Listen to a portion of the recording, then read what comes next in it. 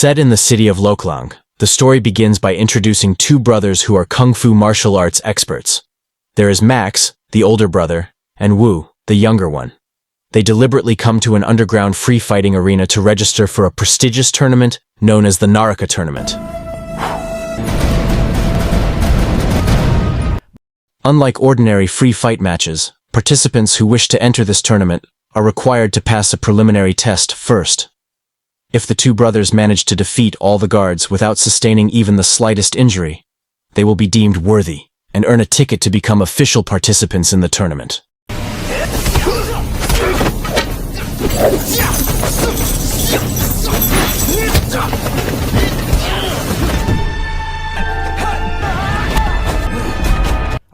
After passing the previous test, Wu and Max are now tasked with finding a sponsor who will fund them in the upcoming matches. The organizers explain that they only have 1 month left before the tournament begins. If the time comes and they still haven't secured a sponsor, their tickets will be cancelled.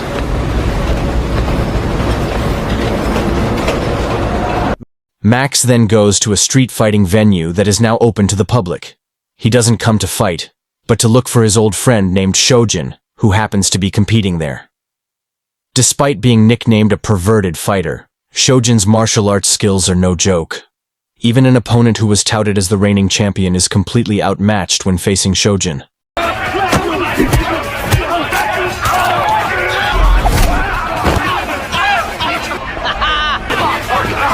His name is Bohan, the man who controls this area, and also Shojin's sponsor for the upcoming Naraka tournament.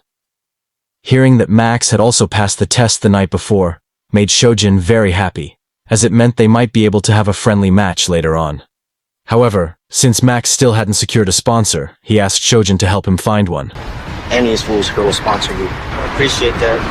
Coincidentally, there was a very wealthy woman there named Vina, who enjoyed betting on things like this.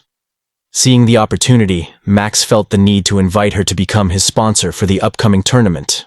However, since Vina already had her own favored fighter, Max boldly challenged that fighter to a match. He declared that if he won, Vina would have to become his sponsor.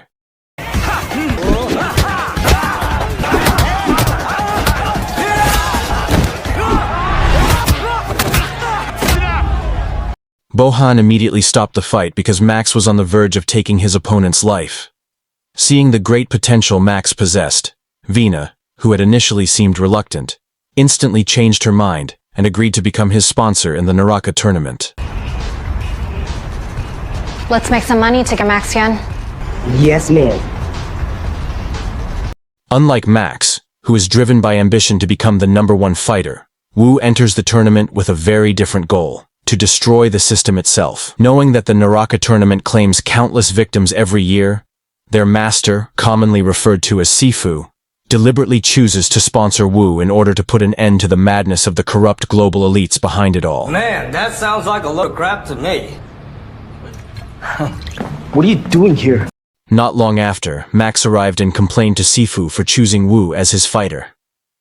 Even though it was explained that their goals were different, Max, who was hot-tempered by nature, ended up turning against Wu, leading to a brief clash between the two brothers.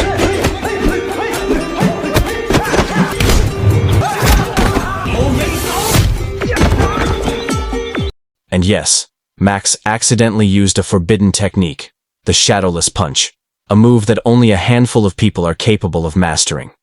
If Wu had been even a moment late in blocking that strike, no one knows what might have happened next. However, just as Wu was about to counterattack, Sifu quickly stepped in and stopped the fight. Feeling sidelined and treated unfairly, Max returned to Bohan's place to meet Vina.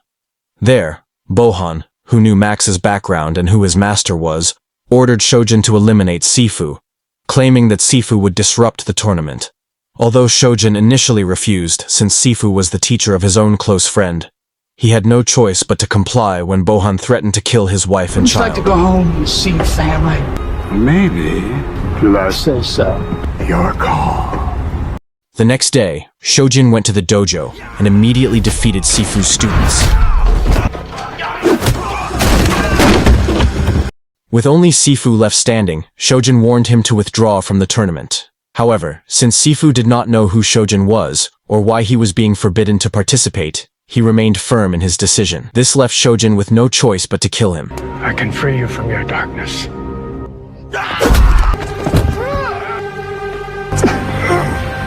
Not long after, Max received an urgent call from Wu, informing him that chaos had broken out at the dojo.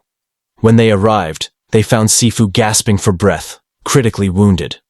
With his last strength, Sifu asked Wu and Max to make one promise: to work together to destroy the Naraka tournament. I promise, Sifu.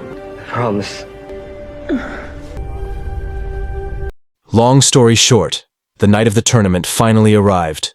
With Sifu gone, Vina would now sponsor 2 fighters at once. Upon arriving at the arena, they encountered Bohan and Shojin appearing remorseful over the death of their master. However, the infuriating Bohan deliberately revealed who the true culprit was, causing Max to be consumed by even greater rage. The first round was a one-on-one fight. The organizers explained that each sponsor was free to place bets on anyone, even fighters they did not sponsor themselves. Tournament participants were allowed to surrender if they were no longer able to continue the match. Max himself was chosen as the first fighter, set to face a capoeira expert.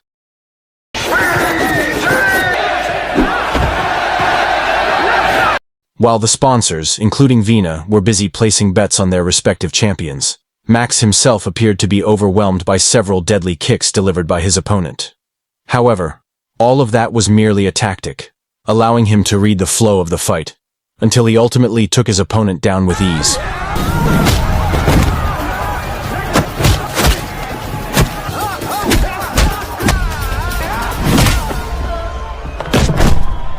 Seeing Vina so enthusiastic about this first victory, the tournament leader named Mantis stepped in to offer his congratulations as the second match was about to begin. This time, it was Wu's turn to fight against a Muay Thai expert. Unlike Max, who fought brutally, Wu appeared calm and highly focused on every move he made, eventually knocking out his opponent.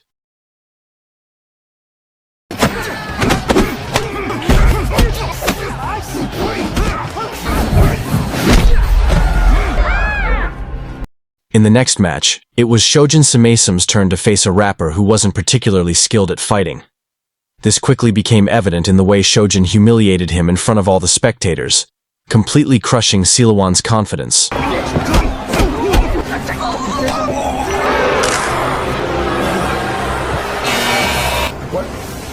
What made this tournament truly insane was that sponsors were allowed to help their fighters once by spinning a wheel of fortune. A wheel filled with various deadly weapons, including guns. Seeing his fighter about to be defeated, the sponsor immediately increased the bet to spin the wheel, resulting in the opponent obtaining a chain knife. Oh, and it looks like magic. Let's fucking go! Even with rich sponsors behind him, the opponent couldn't compete with Shojin. As soon as Shojin grabbed the knife, he used his finishing move, a forbidden bite that wiped out the opponent's family jewels in an instant. Jin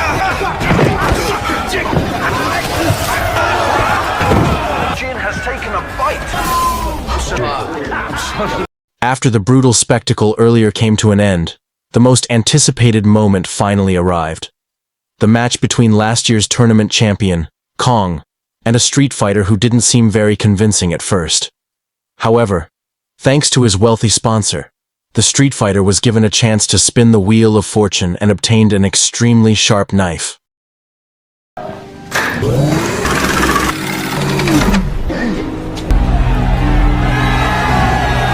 Not wanting his fighter to lose in the first round, Kong's equally wealthy sponsor also chose to spin the wheel of fortune. Unfortunately, bad luck struck this time. Kong ended up with nothing more than a simple pen.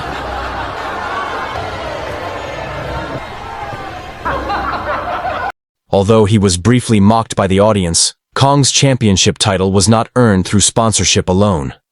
He had made it this far through relentless training and unwavering perseverance. Even armed with nothing more than a single pen, Kong still managed to defeat his opponent.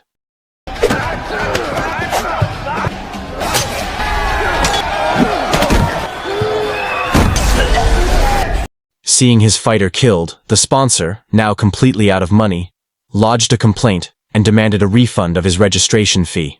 It was then that the audience was finally shown just how ruthless Mantis was in running this business. Without hesitation, she shot the sponsor right in front of the crowd. The first round came to an end. The event then moved on to the second round, featuring a 2-on-2 battle. Max and Wu were chosen as the first participants, facing off against a pair of brothers. Realizing how formidable their opponents were, the opposing team's sponsor immediately spun the Wheel of Fortune. The younger brother obtained a katana sword, while the older brother received claw weapons similar to Wolverine's.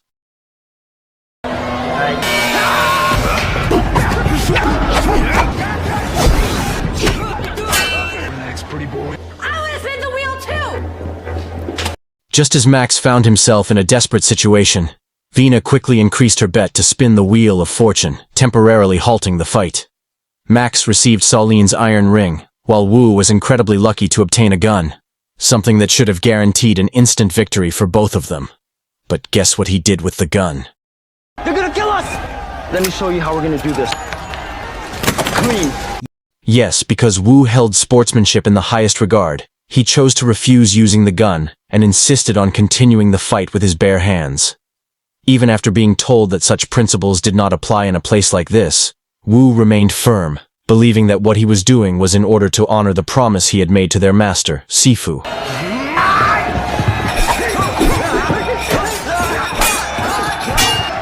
The fight resumed, with other sponsors shaking their heads and laughing at Wu's seemingly foolish actions. Even so, he was able to prove that true martial arts skill could overwhelm his opponents. However, in the final moments of the battle, Max, consumed by rage, mercilessly took out both opponents.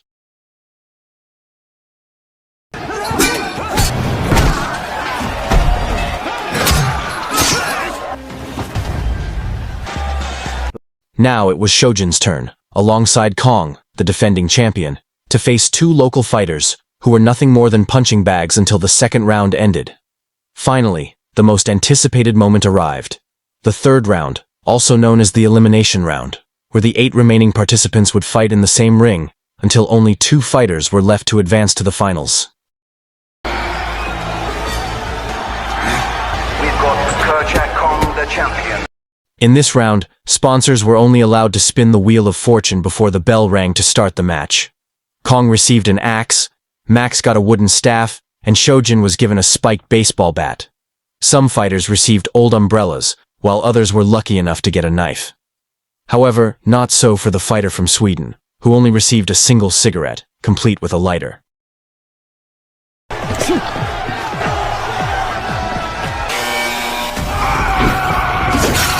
The fight began with Max facing Kong, last year's champion.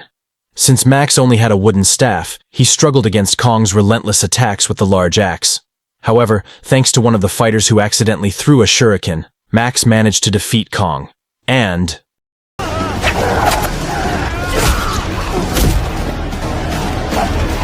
switching to another angle, we see Wu facing a fighter from Ireland. Both are fighting with their bare hands. Wu struggles as his opponent proves superior in agility. After being knocked down several times, Wu is forced to unleash his signature move, and...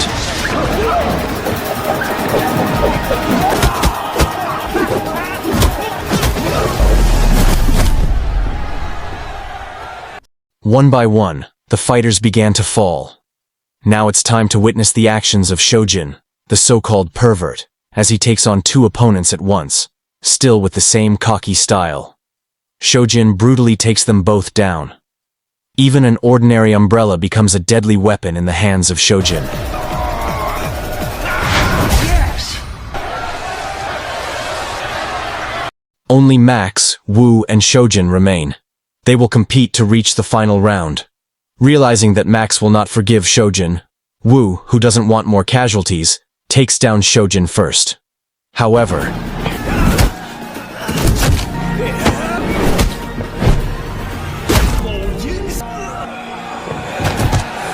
yes, Wu accidentally used the forbidden punch technique, which sent Max crashing to the ground.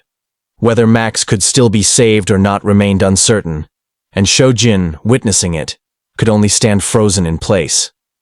Everyone present at the tournament was equally stunned, amazed by the sheer power of Wu's punch. This is biblical!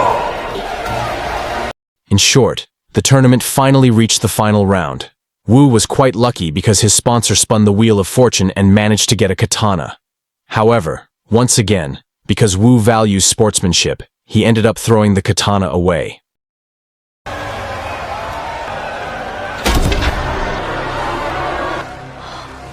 It's Sojin's turn to spin the wheel of fortune. He lands on an animal serum that can instantly boost speed, stamina, and strength. Here, Sojin is truly in a dilemma, unsure whether to back down or not. Because if he surrenders, Bohan will surely kill his child and wife. Therefore,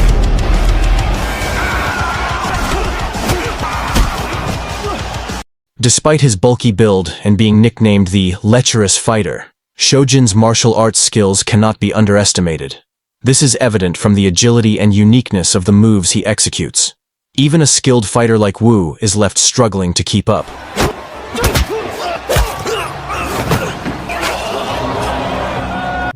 Sojin finally vomited after Wu successfully struck him precisely at the most sensitive nerve point. This attack was deliberately carried out by Wu to expel all the animal serum that Sojin had just consumed, which had temporarily given him an advantage in the fight. Once the effects of the serum wore off, both fighters were now on equal footing. The previously one-sided battle could finally proceed fairly.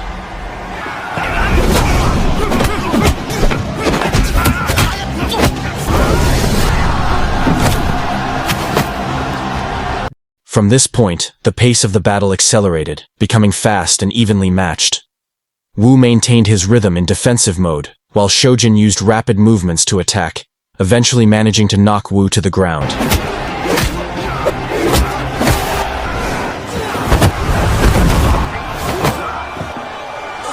Wu rose again and began counterattacking with his drunken fist technique. After several shadowless strikes, Sojin, who tried to execute his spinning move again, was instead countered and reversed by Wu. Thus,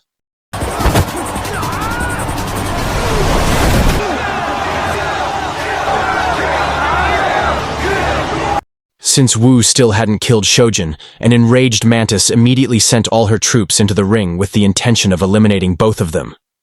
However,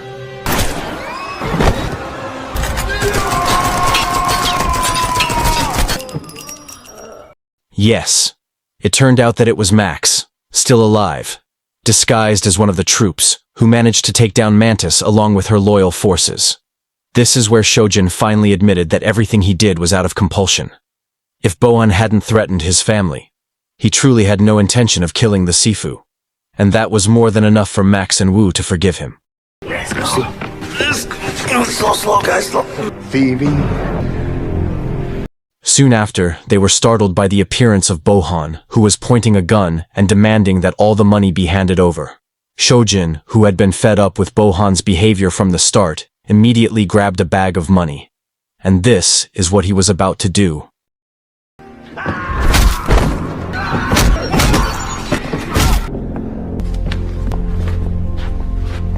Several months later, we see Wu and Max continuing to manage their late Sifu's martial arts school after Sifu's passing. Not long after, Sojin arrives with his wife and child to offer condolences and apologize, and everyone there warmly welcomes Sojin and his family.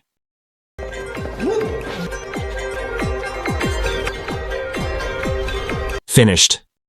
From the story of Wu, Max, and Sojin, we learn that true strength isn't just about physical ability, but also about heart, determination, and doing what's right.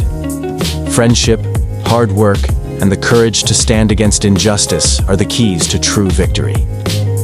So, don't just chase victory. Always make sure you act with fairness and wisdom. Thank you for watching, and see you in the next video.